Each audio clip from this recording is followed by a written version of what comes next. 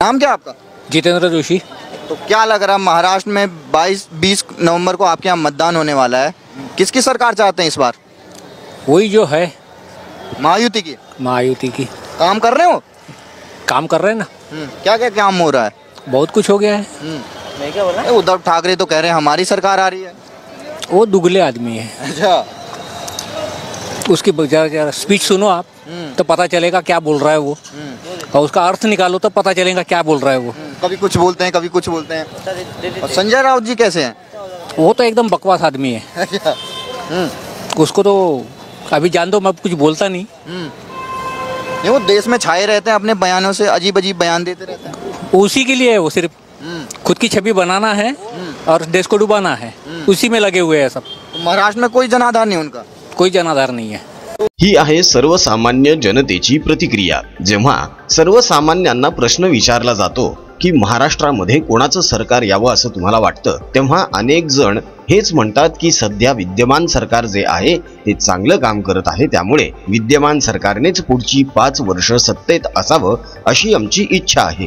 अनेक जण उघड उघड असं बोलून दाखवतात। त्याचं कारण असं आहे की गेल्या 2.5 वर्षांमध्ये 100 कोटींची वसुली झालेली नाहीये। कुठल्याही व्यावसायिकाच्या घराच्या खाली जिलेटिनने भरलेल्या गाड्या गेलेल्या नाहीयेत। हजारो कोटी रुपयांचे घोटाळे झालेले नाहीयेत। तर लाडक्या बहिणींच्या खात्यामध्ये थेट पैसे आलेले आहेत। शेतकऱ्यांच्या खात्यामध्ये शेतकरी सन्मान योजनेचे थेट पैसे पोहोचलेले आहेत। महिलांना 3 सिलेंडर मोफत मिळालेले आहेत। याशिवाय अनेक विकास कामं, अनेक विकास योजना सक्षमपणे आणि यशस्वीपणे राबवल्या जात आहेत। मेट्रोचं जाळं पसरवण्याचं काम दणक्यात सुरू आहे। महाभकास आघाडीच्या 2.5 वर्षांच्या सरकारच्या प्रोग्रेस रिपोर्टच्या तुलनेत महायुती सरकारचं 2.5 वर्षांचं प्रोग्रेस कार्ड हे उत्तम आहे, दणदणीत आहे, खणखणीत आहे। महायुती सरकारला बदनाम करण्यासाठी आता महाभकास आघाडीतर्फे फेक नरेटिव्ह सुरू झालेले आहेत। यांचं म्हणणं असं आहे की लवकरच लाडकी बहीण योजना बंद पडणार आहे। लाडकी बहीण योजना हे केवळ मतांसाठीचं गाजर आहे, असाच आरोप संजय राऊत यांनी केला। संजय राऊत बोलता बोलता असं बोलून गेले की मध्य प्रदेश सरकारने देखील लाडकी बहीण योजना आणली होती, मात्र निवडणूक झाल्यानंतर त्यांनी ती बंद करून टाकली। मात्र लगेच मध्य प्रदेशच्या मुख्यमंत्र्यांनी कॅमेरा समोर येऊन स्पष्टपणे सांगितलं की भोंगा राऊत दादांत खोटं बोलत आहेत, कारण आजही 1,45,00,000 महिलांना मध्य प्रदेशमध्ये लाडकी बहीण योजनेचा फायदा मिळतोय। योजना अजूनही सुरू आहे। लाडक्या बहिणींच्या खात्यात अजूनही पैसे येत आहेत। तेव्हा आता या लाडक्या बहिणी कुठल्या मध्य प्रदेशातल्या भोंगा राऊतावर केस करणार आहेत? महाभकास आघाडीचे हे सगळे नेते किती दलिंदर आणि बिलिंदर आहेत लक्षात घ्या मित्रांनो। एकीकडे हे असं म्हणतायत की लाडकी बहीण योजना ही बंद पडणार आहे का, तर सरकारकडे यानंतर लाडक्या बहिणींना द्यायला पैसाच नाहीये, हे कर्जबाजारी झालेले आहेत वगैरे वगैरे वगैरे। म्हणजेच काय, तर शासनाच्या तिजोरीमध्ये पैसा नसल्यामुळे निवडणुका झाल्यानंतर लाडकी बहीण योजना बंद पडेल। मात्र दुसरीकडे बोलताना हे असं बोलत आहेत की काळजी करू नका, महाभकास आघाडीचं सरकार सत्तेत आल्यावर आज जे लाडक्या बहिणींना 1,500 रुपये देण्यात येत आहेत, आम्ही जर सत्तेत आलो तर आम्ही लाडक्या बहिणींना 3,000 रुपये देऊ। अरे कुठून देणार आहात तुम्ही? तुम्हीच बोंबा मारत आहात की शासनाच्या तिजोरीमध्ये पैसा नाहीये। मग तुम्ही काय निवडून आल्यानंतर तुमची जमीन विकून, तुमची शेती विकून, मालमत्ता विकून त्या पैशातून लाडक्या बहिणींच्या खात्यात पैसे टाकणार आहात का? तुम्ही सुद्धा शासनाच्या तिजोरीतूनच देणार आहात ना। मग हा खोटा प्रचार कशासाठी करता की शासनाच्या तिजोरीमध्ये पैसा नाहीये? कोमटराव तर घसा ताणून ताणून ढळढळीतपणे सांगत आहेत की आम्ही जर सत्तेत आलो तर आम्ही या सरकारच्या सगळ्या योजना बंद करून टाकू आणि नंतर मग आम्ही ठरवू काय करायचं आहे ते। या सरकारनं घेतलेले सगळे निर्णय आम्ही रद्दबातल करून टाकू। म्हणजे मग पुन्हा सत्तेत आल्यानंतर याकूब मेमनची कबर सजवायची असेल, माहीमचा उद्ध्वस्त केलेला दर्गा पुन्हा वसवायचा असेल, हज हाऊसला दिली जाणारी देणगी आणखी वाढवायची असेल, हिंदू सणासुदींवर बंदी आणायची असेल, हिंदूंच्या उत्सवांवर निर्बंध लादायचे असतील, प्रत्येक शहरामध्ये टिपू सुलतानच्या नावाचं एखादं उद्यान उभारायचं असेल, संभाजीनगरचं पुन्हा औरंगाबाद करायचं असेल आणि अहिल्यानगरचं पुन्हा अहमदनगर करायचं असेल, हाच तर यांचा छुपा अजेंडा आहे। आणि हे सगळं या लोकांनी लेखी आश्वासन मुस्लिम नेत्यांना दिलेलं आहे।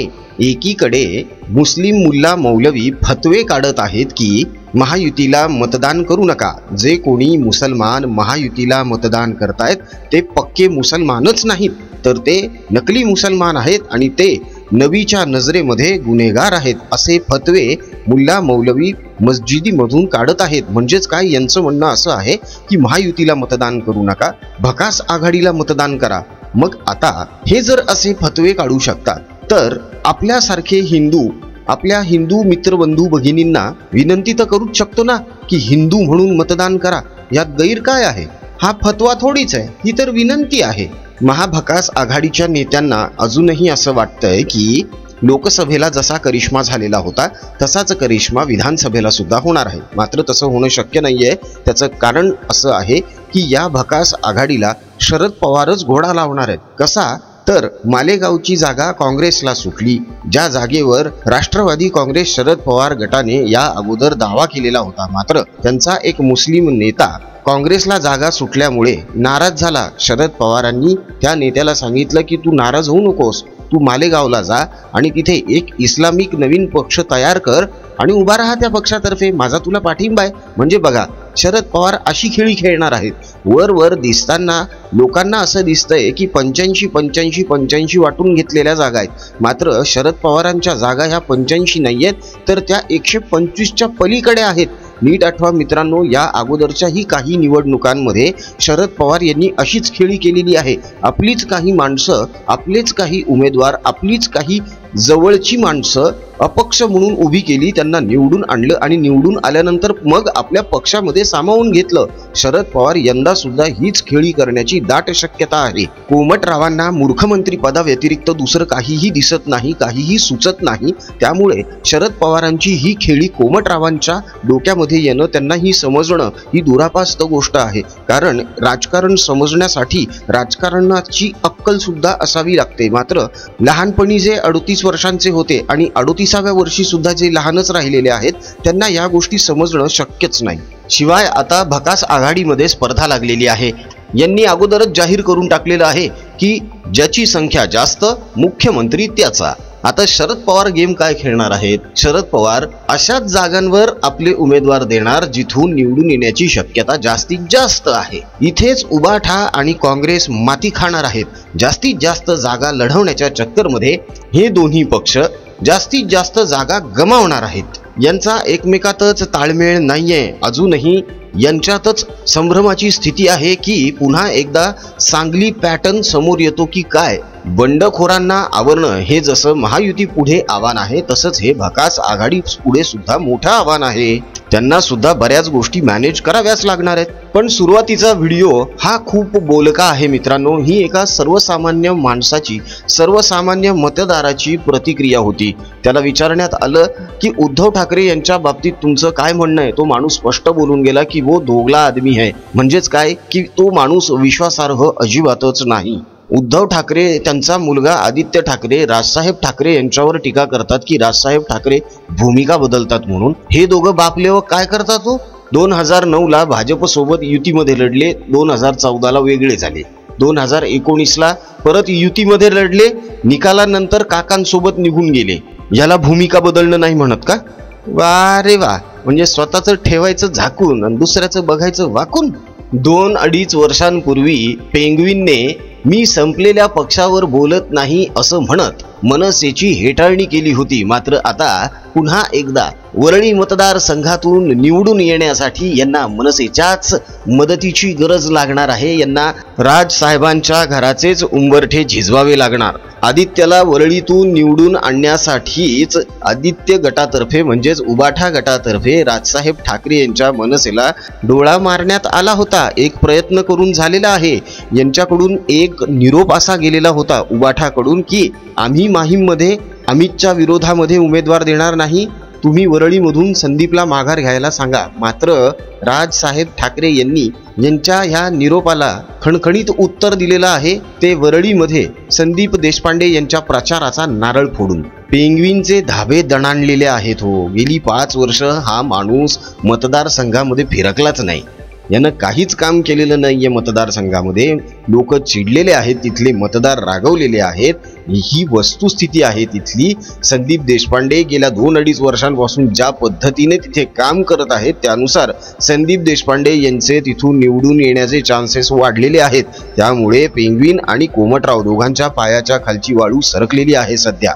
जसा जसा मतदानाचा दिवस जवळ येत जाईल तसं तसं वातावरण तापत जाणार आहे आणि यांची अस्वस्थता देखील तितकीच वाढत जाणार आहे. मित्रांनो, तुम्हाला काय वाटतं? सुरुवातीला ज्या सर्वसामान्य मतदारांनी प्रतिक्रिया दिली होती तशीच अनेकांची प्रतिक्रिया असेल काय? उबाठा गट, शप गट किंवा काँग्रेस म्हणजेच एकंदर महाभकास आघाडीबद्दल लोकांच्या मनामध्ये राग आहे किंवा लोकांना या माणसांचा, या नेत्यांचा अजिबातच पुळका नाहीये किंवा या सगळ्यांबद्दल मनामध्ये घृणा आहे, तिरस्कार आहे. या सगळ्या बाबतीमध्ये सर्वसामान्य मतदार म्हणून मित्रांनो तुमचं काय मत आहे ते कमेंटमध्ये नक्की मांडा. प्रपंच परिवाराने खास हिंदू माता बंधू भगिनींसाठी हिंदू प्रपंच हे नवकोर यूट्यूब चॅनल चालू केलेलं आहे, ज्याची लिंक या व्हिडिओच्या डिस्क्रिप्शन बॉक्समध्ये दिलेली आहे. लिंकला क्लिक करा, चॅनलला सबस्क्राईब करा. लवकरच हिंदू माता बंधू भगिनींसाठी प्रपंच परिवार रोजगाराच्या नव्या कल्पना, योजना आणि संकल्पना राबवणार आहे. तेव्हा हिंदू प्रपंच आणि महाप्रपंच या दोन्ही यूट्यूब चॅनल्सशी जास्तीत जास्त प्रमाणात जोडले जा. आजचा व्हिडिओ कसा वाटला हे कमेंटमधून कळवायला अजिबात विसरू नका. आमचा कमेंट बॉक्स तुमच्या प्रतिक्रियांसाठी आतुरतेने वाट बघतोय. तेव्हा पटापट कमेंट करायला सुरुवात करा. राजकीय बातम्या, राजकीय घडामोडी, राजकीय अपडेट्स रंगतदार पद्धतीने जाणून घेण्यासाठी बघत रहा महाप्रपंच. पुन्हा भेटूया पुढच्या व्हिडिओमध्ये. जय हिंद, जय महाराष्ट्र, वंदे मातरम, जय शिवराय, जय शंभूराजे, जय भवानी, जय जगदंब, भारत माता की जय, जय श्रीराम.